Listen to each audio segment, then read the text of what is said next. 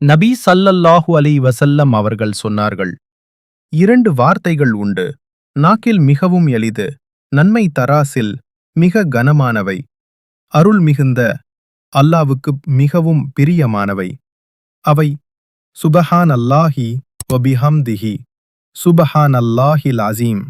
இவை உங்கள் தராசை நன்மைகளால் நிரப்பிவிடும். ஆனால் சொல்ல சில வினாடிகளே போதுமானது.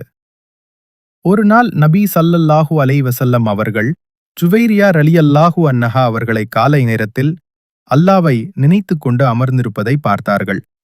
பல மணி நேரங்கள் கழித்து திரும்பி வந்தபோது இன்னும் அதேபடி அல்லாவை நினைத்துக் கொண்டிருந்தார்கள்.